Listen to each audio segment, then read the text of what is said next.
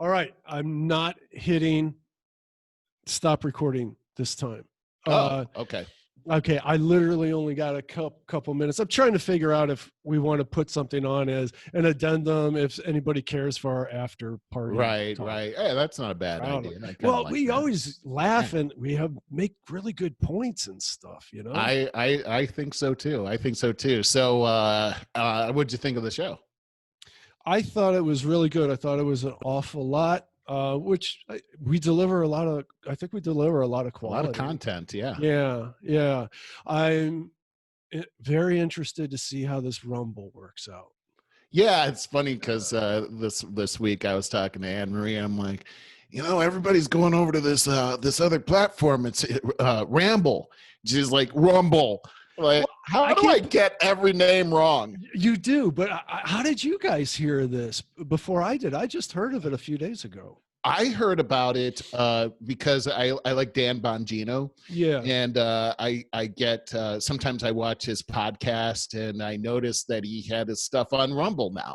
And I'm like, Rumble? And then I saw some kind of thing about Rumble and not a lot of people moving over. And then I saw the YouTube article and I thought, this disturbing. Totally makes it is really disturbing. It's really disturbing. I'm like, well, I wonder if they're gonna use that retroactively and go to our past shows and figure out where we talked about these things about the election, and they're just gonna delete those things right off of their platform. Dude, how dare they do that? Yeah, I know, but at the same time, we don't pay them. But you know what? True. They do use everybody. The internet is a real scam. I've been thinking a lot about this. We're all told, well, you put out some content out there, spend a little of your free time building some good content, and then you're going to bring people to yeah, it does work like that. But who are the real winners of all of this massive amount of free content that people are working so hard on? It's the YouTubes, the Googles, and Facebooks, and all of that. They're the big winners. And they're advertisers. Yeah. I mean, we get pennies compared to the dollars that. That's absolutely true, and this goes a lot into what Rex is talking about too. How these how they've turned the marketing scheme into one where, I mean, let's face it, they figured out a way to make a lot of money. However, the implications regarding censorship are what's really concerning to me here. I'm telling you, that Social Dilemma movie, it really lays it out. It's all at our expense, and it's expensive of sanity. Sure. It's pitting everybody against each other. And you were talking about on the podcast, I lost the train of thought or opportunity to throw it in there, but what was that? Oh hell, I forget. I thought too hard on this already. So what are you doing this weekend? Oh gosh, I don't know what I'm doing this weekend. Probably getting more ready for Christmas, I guess. I don't know. It's weird, Barry, because out here, it's like, what do you do? I gotta say, man, I feel really weird about going outside even now. Really? Well, they've made it so. I mean, I'm not supposed to go outside. We're not supposed to go outside. We're not even allowed to. We're not supposed to. We could get fined. I'm sure they're not even enforcing this, but I can't go for a bicycle ride. I can't go for a walk outside unless I have essential business that I'm supposed to be going on. You can't go for a bicycle ride. No. Now, look at the contrast to that, what we just talked about with San Francisco. And by the way, have you seen what Minnesota's doing? Yeah, we didn't mention that. Yeah, their crime has gone through the roof, and they're defunding the police. They're really defunding. Idiots. People have fallen for this. Whole cities have fallen for this.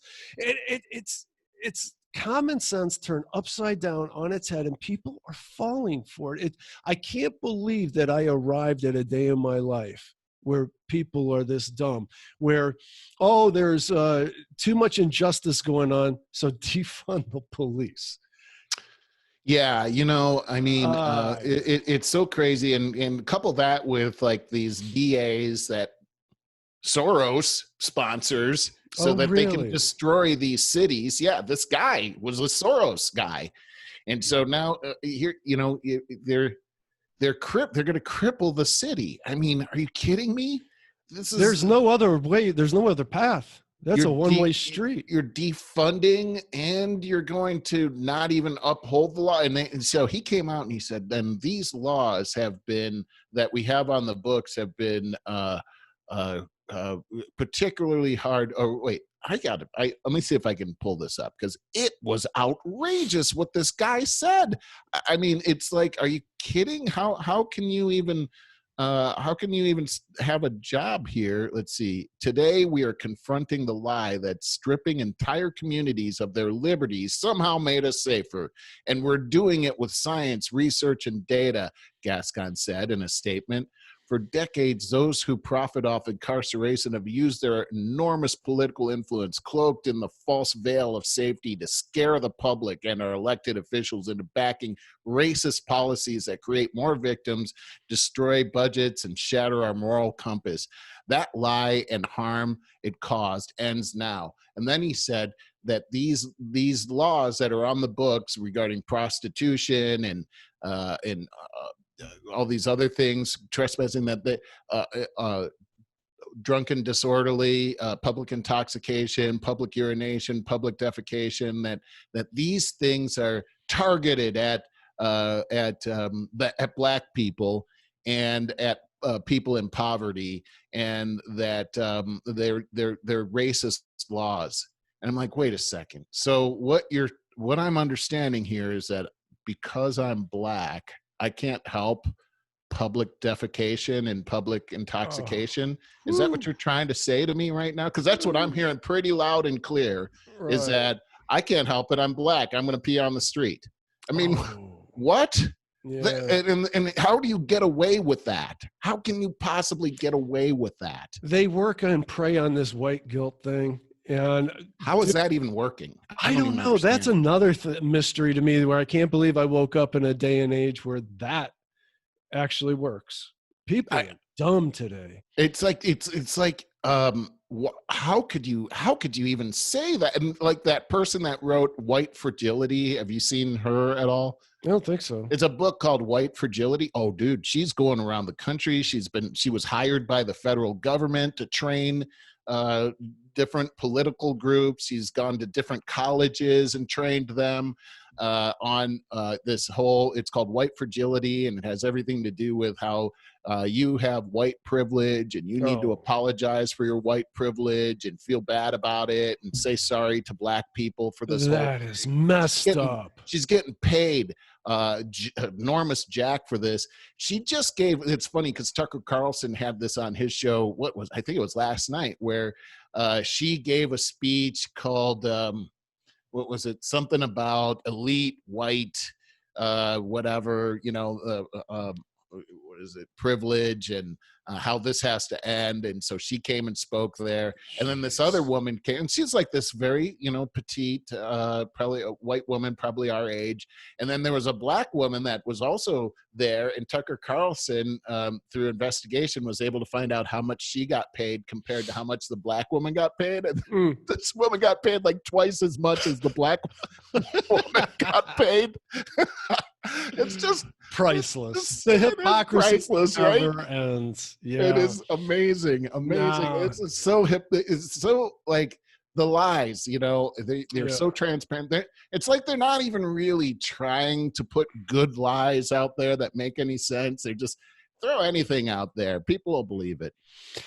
Jordan Peterson had a young man on his podcast not too long ago, and it was kind of a newer one.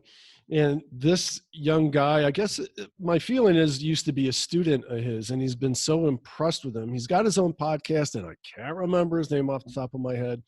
A Black guy. It took me a while to figure out he was a Black guy, but super intelligent, well-educated, and talks all about this kind of stuff. And one thing that I really took away from it is he said, and he's 24 years old. And he's just like, he totally reminds me of Candace Owens, but a young Black man.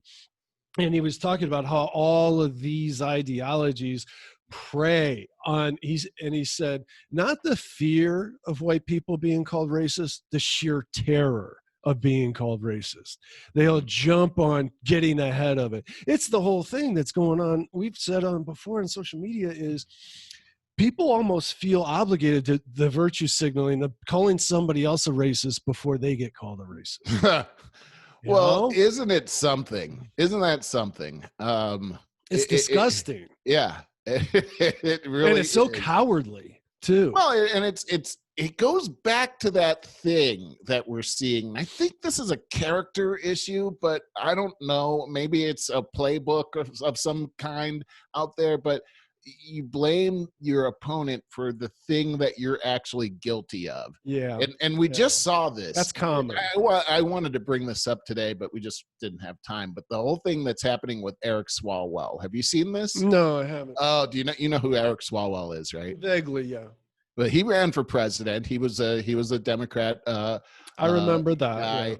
And I gotta say, he's one of the most dislikable guys on the planet Earth. He's a congressman here in California, and he's on the House Intelligence Committee with Adam Schiff, Democrat. God. So he's constantly coming out and talking about how Trump colluded with the Russians, and he's an agent of Putin. And and you can see the handwriting all over this, that this is textbook Putin. I mean, he was on the news. He's been on the news all the way up until like the end of the Mueller thing happened. And we even saw him a lot through the impeachment of this guy and all the terrible things he said about Trump. Come to find out. This is so awesome. So now it's come out that the intelligence community is saying that he was swindled by a Chinese female spy who had. Oh, I saw that. Yeah. And so he slept with her. Apparently, that's what they're saying. That he had slept with her. That she had brought campaign financing so that he would actually be able to win his position in the House. She did this with another politician too. She's done it with a couple of mayors, and now also with him, and now this is all the rage. So the fact of the matter is that he's in the intelligence committee and sleeping with a Chinese female spy. And, if there's any kind of pillow talk going on there, he's got the most confidential classified secrets that America has. And he's the one out there saying that Trump was doing exactly what he's actually doing. He's an agent of China. It's just crazy. How do you write this stuff? Yeah. I mean, if you wrote it in a movie, you'd never believe it. And so my thing is this, is that like, if I were in the intelligence community, I would just look for people that are accusing other people. And then I just investigate those people for whatever it is they're accusing them of. Right. And I think I would be the greatest prosecutor on earth if I did that. Maybe you're right, because it does always seem like that. It's even always. Like we tend to blame our partners for traits that we really don't like about ourselves. It's kind of that same thing, it's sort of the thing about life, right? We do that. It is. Everything that we don't like about ourselves. It's a philosophy that we've talked about a lot, is if you can't forgive yourself, you can't forgive other people. You're always going to be judging other people. Oh, it's such a tough concept. The most judgmental people against other people are the most judgmental about themselves. Yes. That's too bad, actually. Oh, it is something that I've struggled with my whole life. I know all about it. I just came from a very judgmental family, and is what it is. I know. My dad was.